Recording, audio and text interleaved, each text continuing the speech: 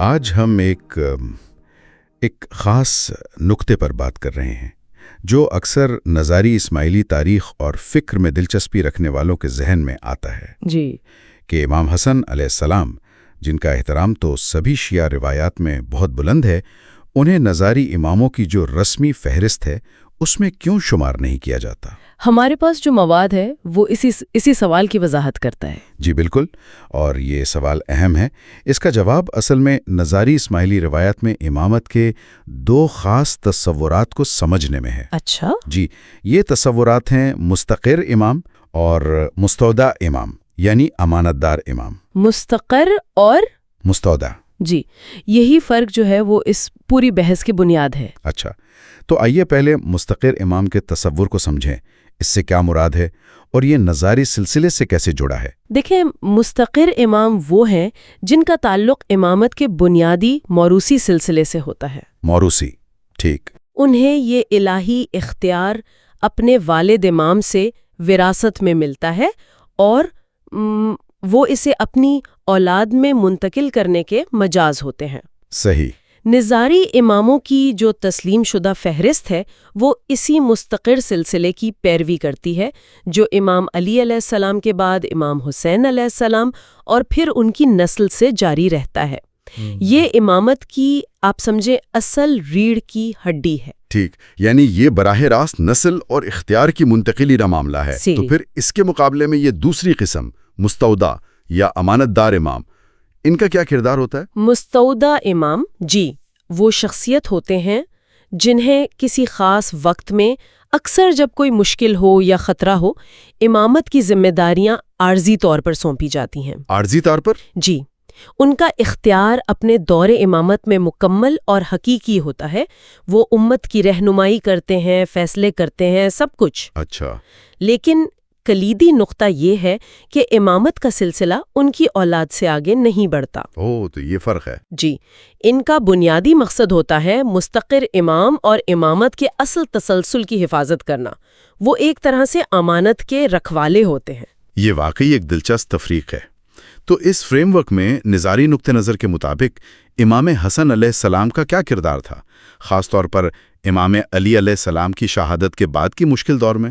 دیکھیں، امام علی علیہ السلام کی شہادت کے بعد کا وقت امت مسلمہ کے لیے شدید انتشار اور بحران کا تھا۔ جی بالکل۔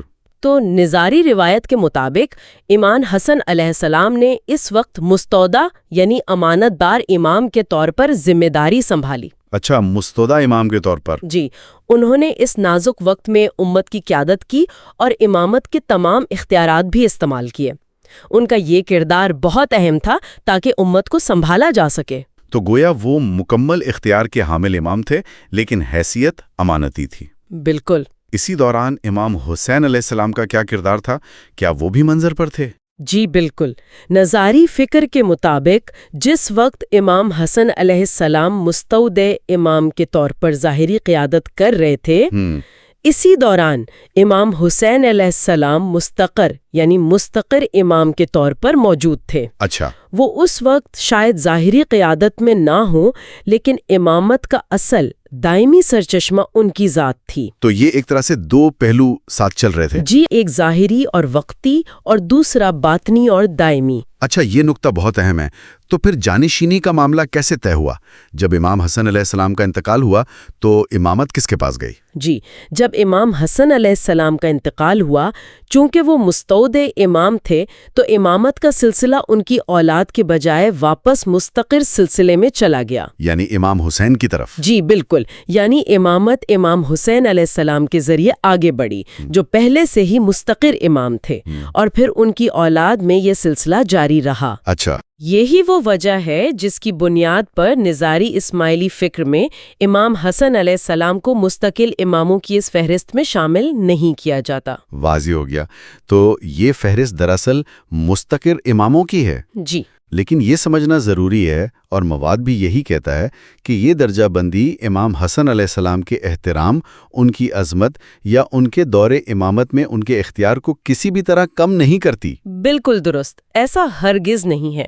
یہ صرف نظاری اسماعیلی الہیات کے اندر ان کے منفرد کردار کی وضاحت ہے۔ ان کے خاص کردار کی وضاحت۔ جی، ایک ایسے امام کا کردار جس نے ایک انتہائی مشکل وقت میں امانت کو سنبھالا اور اصل سلسلے کی حفاظت کی۔ تو خلاصہ کریں تو امام حسن علیہ السلام کے مقام کو نظاری اسماعیلی فکر میں سمجھنے کے لیے مستقر اور مستودع اماموں کے درمیان فرق کو سمجھنا کلیدی ہے۔ جی، ان کا احترام غیر متنازع ہے، ان کا اختیار مسلمہ ہے، لیکن اس مخصوص نظریے کے تحت ان کا کردار امانتی نوعیت کا تھا، جس نے مستقل امامت کے تسلسل کو ممکن بنایا۔ یقیناً۔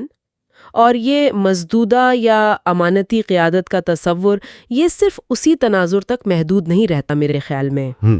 یہ ہمیں سوچنے پہ مجبور کرتا ہے کہ تاریخ میں مختلف معاشروں اور روایات نے قیادت، نسب اور بنیادی اصولوں کی بقا جیسے چیلنجز سے نمٹنے کے لیے کیا کیا طریقے اپنائے ہوں گے۔ خاص طور پہ بحران کے وقتوں میں؟ جی، خاص طور پہ بحران کے وقتوں میں۔